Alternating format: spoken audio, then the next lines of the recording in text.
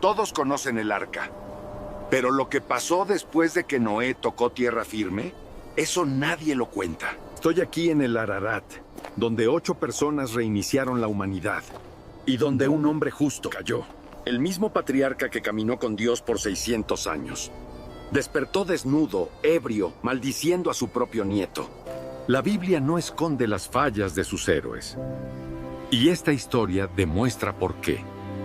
Él construyó el arca, sobrevivió al diluvio, salvó a su familia y a todas las especies de la tierra, y entonces plantó una viña, bebió del vino y despertó maldiciendo a su propio nieto.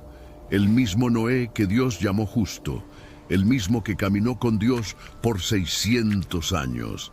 Esta es la historia que la Biblia cuenta después del arco iris y que casi nadie quiere escuchar. Génesis 8, versículo 18. La puerta del arca finalmente se abre.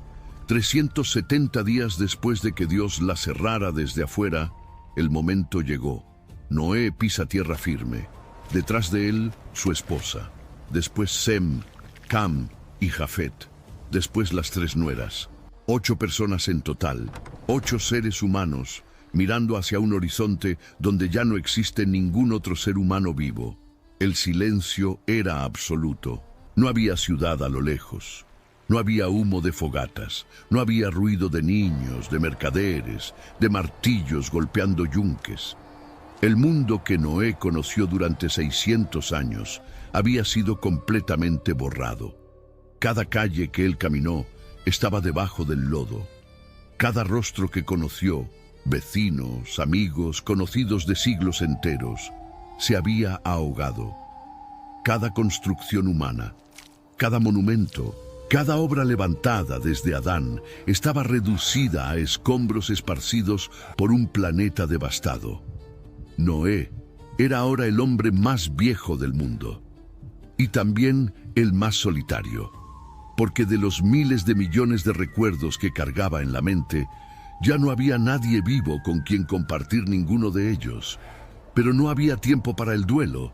Un trabajo urgente esperaba. La primera acción de Noé en tierra firme no fue construir refugio, no fue buscar agua potable, no fue explorar el terreno para entender dónde estaban. Fue construir un altar. Génesis 8, versículo 20. Noé juntó piedras, apiló una sobre otra, tomó animales limpios y aves limpias de los mismos que pasó un año entero manteniendo vivos, y ofreció holocaustos sobre aquel altar improvisado. Piensa en lo que esto significa.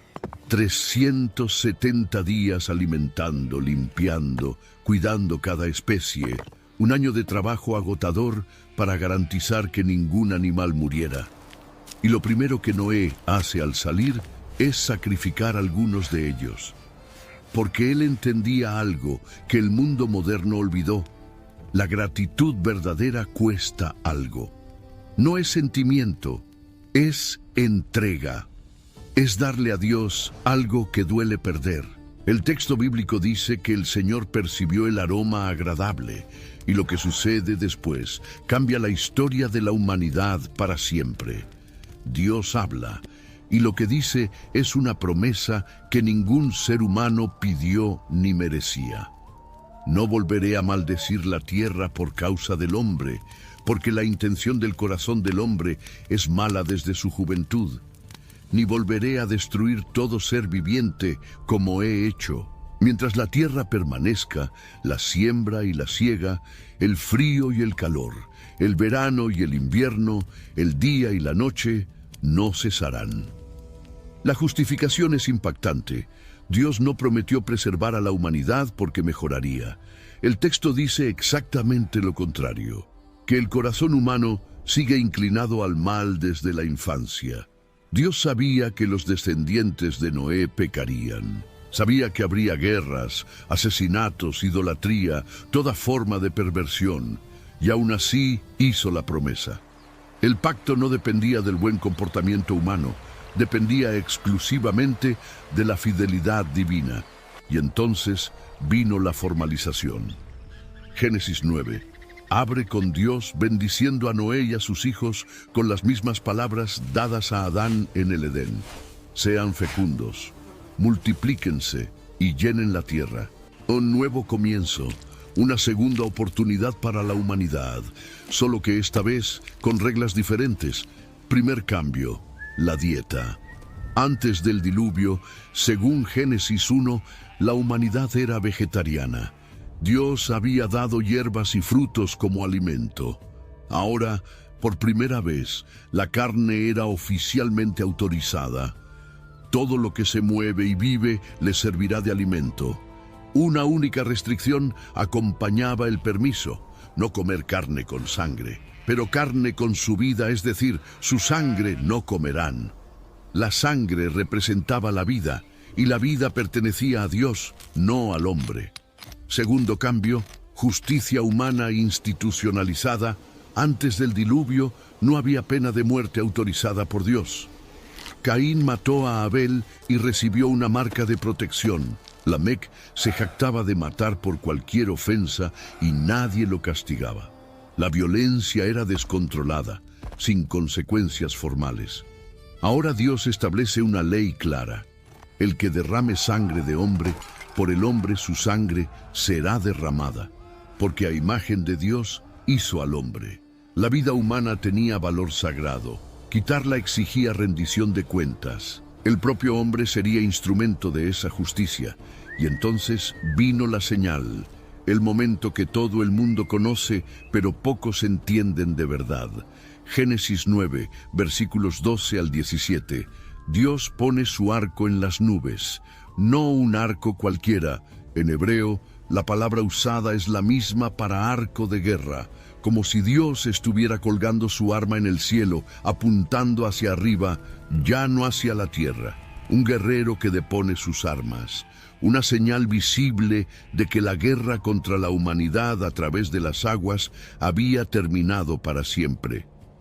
Esta es la señal del pacto que hago entre ustedes y yo, y todo ser viviente que está con ustedes por generaciones perpetuas. Mi arco he puesto en las nubes, el cual será por señal del pacto entre yo y la tierra.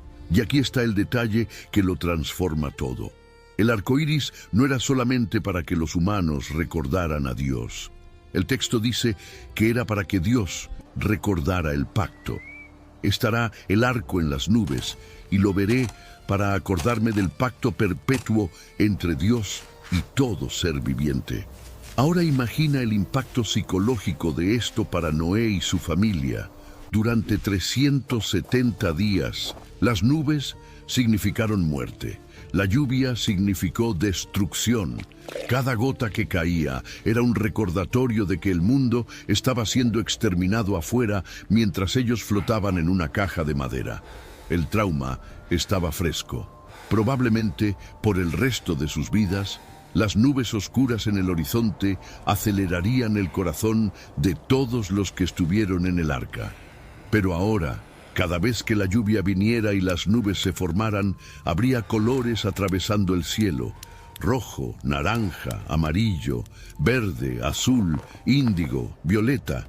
Una promesa pintada en la atmósfera: nunca más. El arco iris no era decoración celestial, era terapia divina para sobrevivientes de trauma. Un recordatorio visible de que la pesadilla no se repetiría. El pacto estaba sellado. El nuevo mundo estaba inaugurado. 8 personas con la misión de repoblar un planeta entero. Y aquí comienza la parte que nadie quiere contar. Génesis 9, versículo 20. 3 palabras en hebreo que lo cambian todo. Noé era agricultor. El texto no dice guerrero, no dice líder, no dice profeta, dice agricultor. El hombre que salvó a la humanidad volvió a trabajar la tierra como cualquier campesino común, y lo primero que plantó fue una viña.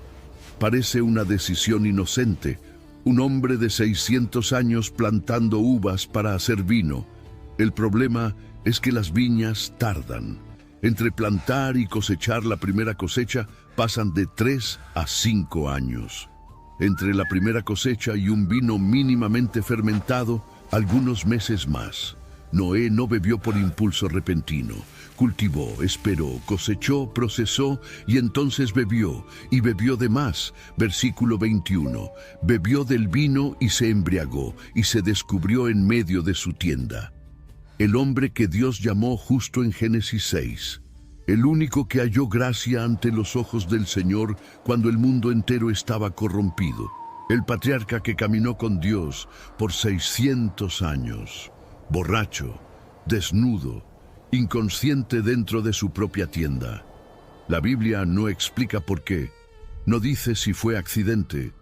Quizás Noé no conocía la potencia del vino fermentado, ya que algunos estudiosos sugieren que las condiciones atmosféricas antes del diluvio eran diferentes. No dice si fue intencional. Un hombre cargando el peso imposible de haber visto morir a la humanidad, buscando cualquier alivio que pudiera encontrar. El texto simplemente registra el hecho, sin justificación, sin defensa, sin condena explícita.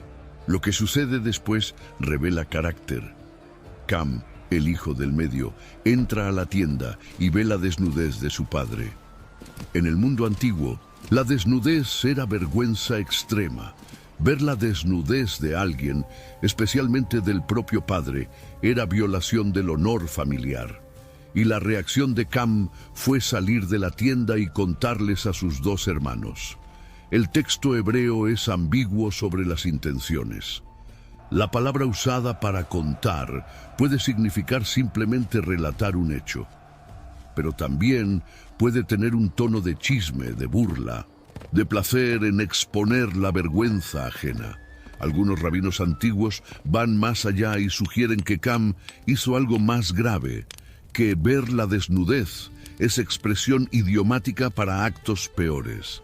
El texto no confirma esto explícitamente, pero lo que sabemos con certeza es el contraste brutal con la reacción de los otros dos hijos. Sem y Jafet toman un manto, lo ponen sobre sus propios hombros, entran a la tienda caminando hacia atrás y cubren la desnudez de su padre sin mirar. El texto se asegura de enfatizar: sus rostros estaban vueltos, de manera que no vieron la desnudez de su padre. Cada detalle cuenta. Ellos podrían haber entrado de frente y cerrado los ojos, pero eligieron entrar de espaldas. Honor activo, respeto deliberado, protección de la dignidad de su padre incluso cuando él no merecía dignidad alguna. Y cuando Noé despierta, sobrio, y descubre lo que pasó, su reacción es devastadora. Maldito sea Canaán, siervo de siervos será para sus hermanos. Espera, la maldición no cae sobre Cam, que fue quien cometió el acto. Cae sobre Canaán, hijo de Cam, nieto de Noé. ¿Por qué castigar al nieto por el error del padre? Esta pregunta intriga a los estudiosos desde hace milenios. Algunas teorías intentan explicar. Primera, Canaán pudo haber estado involucrado en el incidente de alguna forma que el texto no detalla. Quizás fue él quien descubrió a Noé primero y llamó a su padre. Segunda, la maldición era profética, no punitiva. Noé veía en el nieto el mismo carácter fallido del padre y estaba anunciando consecuencias futuras. Tercera, en el mundo antiguo, castigar a un hombre a través de sus descendientes era considerado castigo más severo que castigar al propio individuo. Ver al propio hijo sufrir por tu culpa era dolor mayor que sufrir personalmente. Lo que sabemos históricamente es que los cananeos, descendientes directos de Canaán, habitarían la tierra que siglos después sería prometida a los israelitas descendientes de Sem, y serían subyugados, derrotados, desalojados. La maldición de Noé, pronunciada en una mañana de resaca, resonaría a través de toda la historia bíblica. Pero Noé no solo maldijo, también bendijo. Bendito sea el Señor, Dios de Sem, y sea Canaán su siervo. Engrandezca Dios a Jafet, y habite él en las tiendas de Sem, y sea Canaán su siervo. 3 hijos, 3 destinos, 3 líneas genealógicas que dividirían el mundo entero.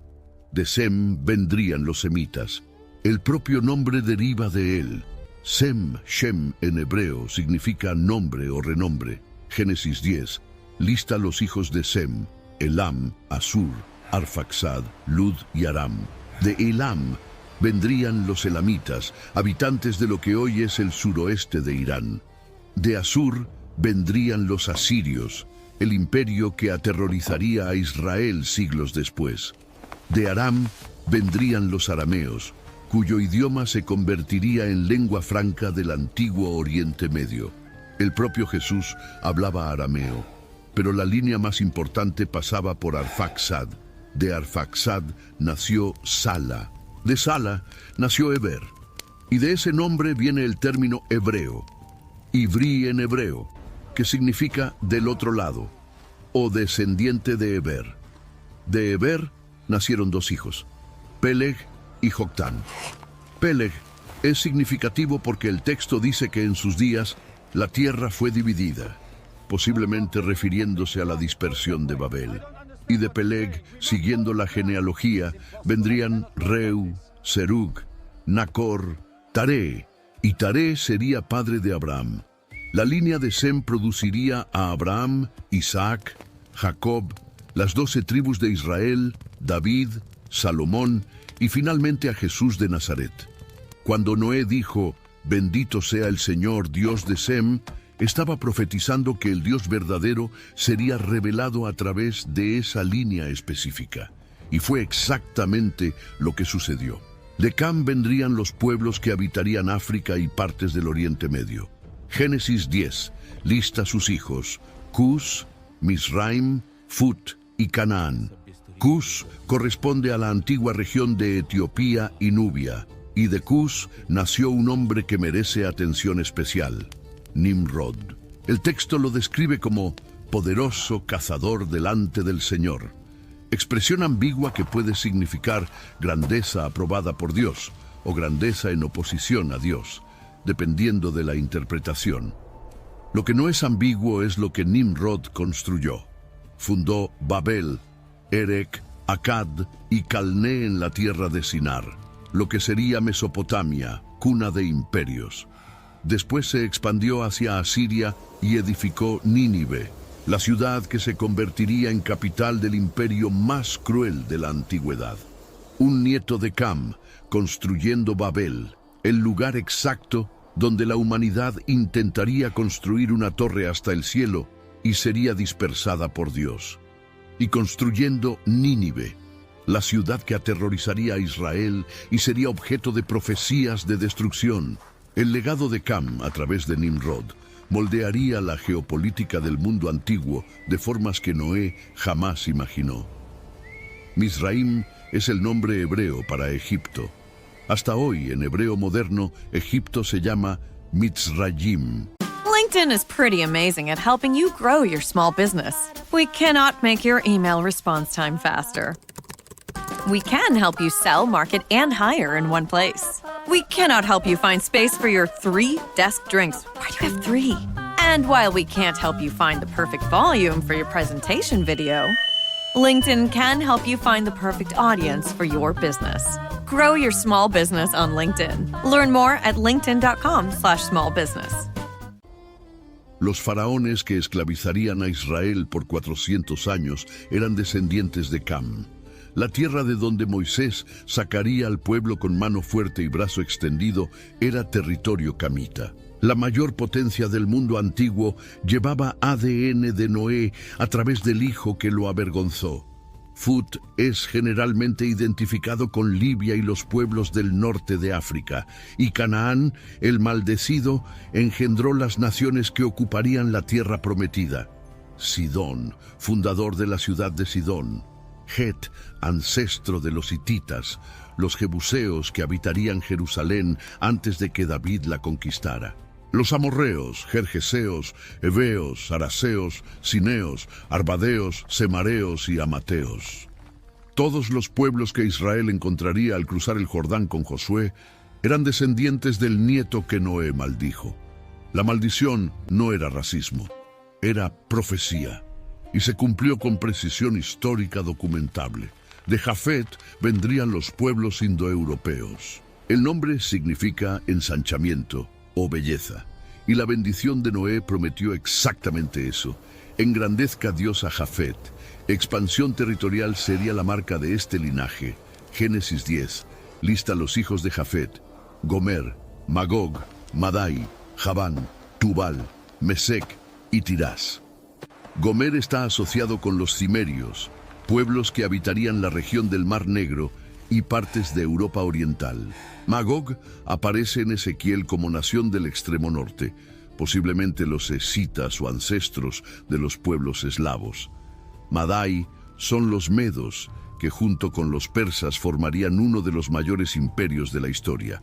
Pero Javán es particularmente interesante. En hebreo, Javán es Yaván, y hasta hoy el término hebreo para Grecia es Yaván. Los griegos eran descendientes de Jafet a través de Javán, y los hijos de Javán lo confirman. Elisa, posiblemente las islas del Egeo; Tarsis, probablemente España; Kitim, Chipre; y Dodanim, posiblemente Rodas.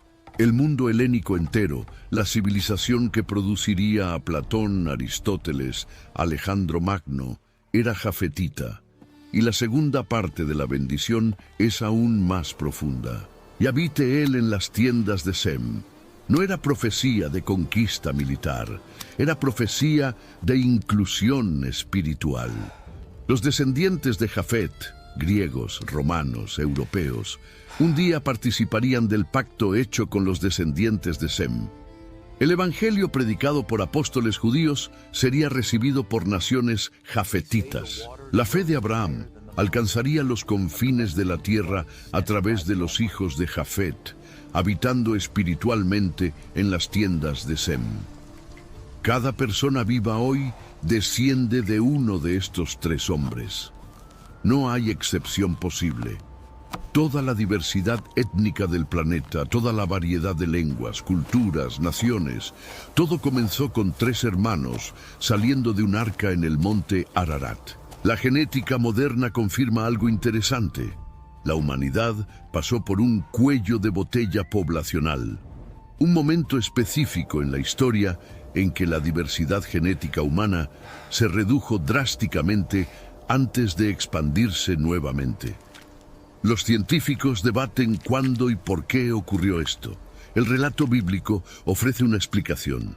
8 personas en un barco, comenzando desde cero.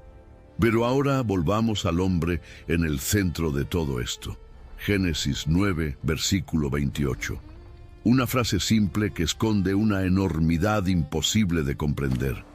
Vivió Noé después del diluvio 350 años. 350 años. Deja que ese número se asiente. Es más del doble de la edad de Abraham cuando murió. Es más que toda la historia de Estados Unidos como nación. Es tiempo suficiente para ver 12 generaciones nacer y morir. Y Noé vivió todo eso cargando memorias que nadie más en el planeta poseía. Imagina despertar cada día sabiendo que eres el único ser humano vivo que recuerda cómo era el mundo antes de las aguas. Nietos nacían, crecían, tenían hijos, y para ellos el diluvio era historia. Algo que el bisabuelo contaba, cada vez más distante, cada vez menos real. Pero para Noé, los rostros de los ahogados eran nítidos. Los gritos que escuchó a través de las paredes de madera del arca todavía resonaban. El olor de un mundo pudriéndose bajo el agua estaba grabado en su memoria. Vio a Sem tener hijos.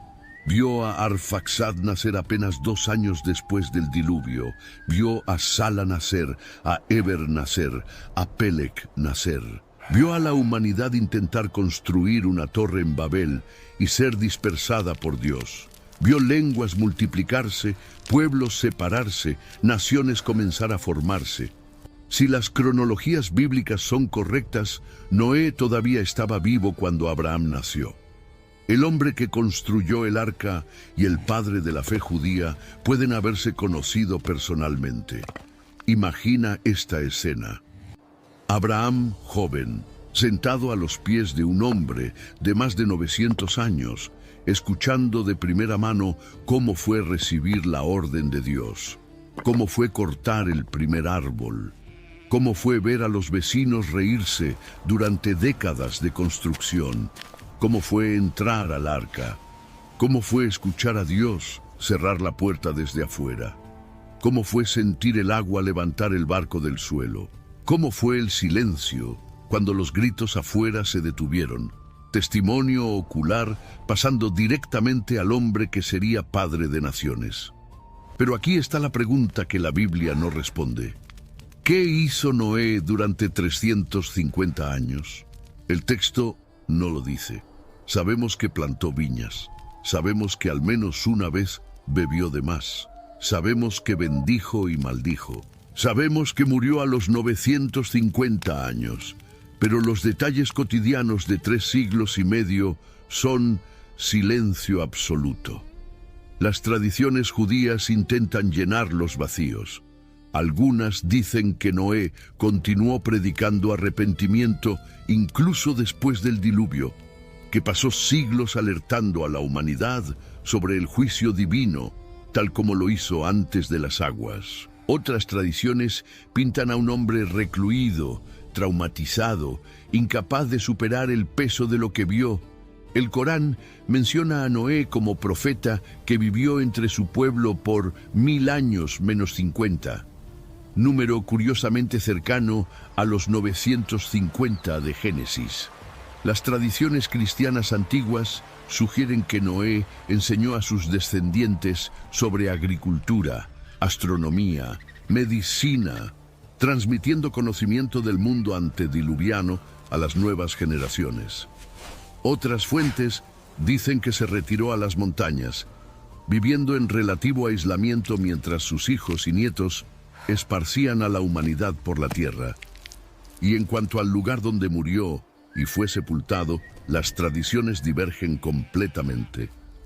En Sidre, una pequeña ciudad en el sureste de Turquía, cerca de la frontera con Siria, existe una mezquita construida sobre lo que la tradición local afirma ser la tumba de Noé. El lugar es venerado desde hace siglos por musulmanes, cristianos y judíos que visitan la región. La ciudad está a orillas del río Tigris, no muy lejos del monte Ararat, lo que daría cierta lógica geográfica a la tradición.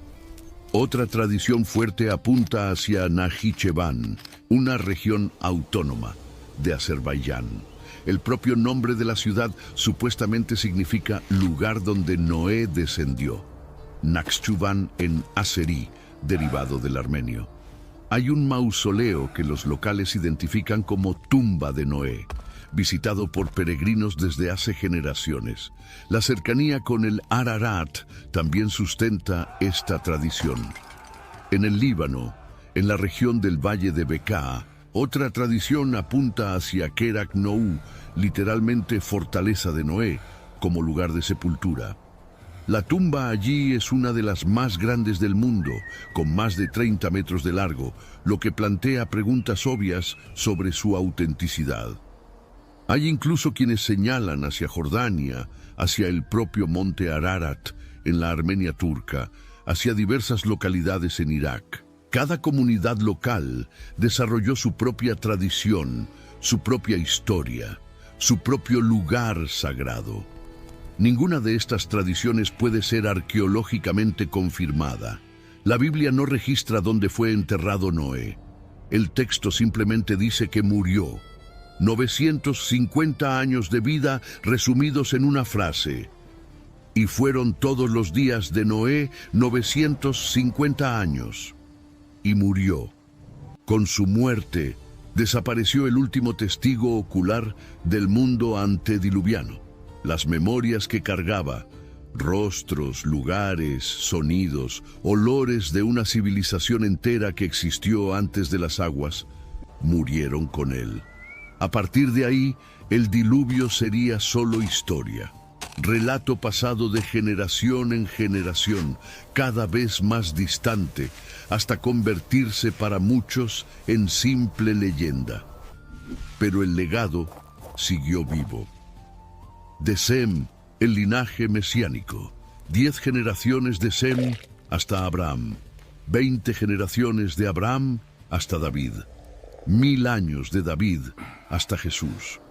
La bendición de Noé, bendito sea el Señor, Dios de Sem, se cumplió de la forma más gloriosa posible cuando un descendiente de Sem nació en un pesebre en Belén. De Cam, imperios y conflictos. El Egipto de Misraim esclavizaría a Israel. La Babilonia construida por Nimrod destruiría Jerusalén. La Asiria fundada por el mismo Nimrod deportaría a las 10 tribus del norte. Los cananeos de Canaán serían desalojados por Josué.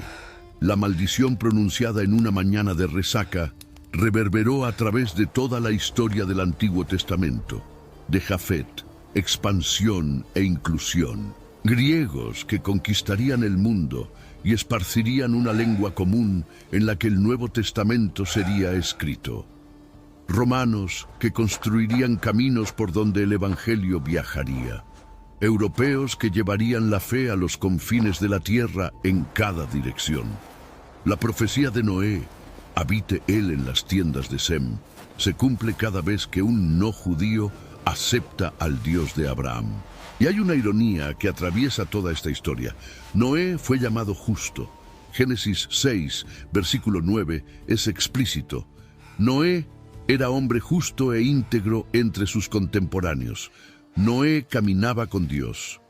Ese es el currículum, perfecto, impecable, único en su generación. Pero el mismo hombre que caminó con Dios por 600 años aparece borracho y desnudo algunos versículos después. Esto no disminuye a Noé. De hecho, hace su historia más real, más humana, más relevante para cualquier persona que haya tropezado después de años caminando bien. La Biblia nunca esconde las fallas de sus héroes. Abraham mintió sobre que Sara era su esposa. 2 veces. Moisés mató a un egipcio y escondió el cuerpo en la arena. David cometió adulterio con Betsabé y mandó matar a su esposo. Pedro negó a Jesús 3 veces en la noche más crítica de la historia. Y Noé bebió hasta caer. Cada uno de estos hombres es recordado no por su peor momento, sino por la totalidad de sus vidas. Y la totalidad de la vida de Noé fue fidelidad. 600 años caminando con Dios antes del diluvio.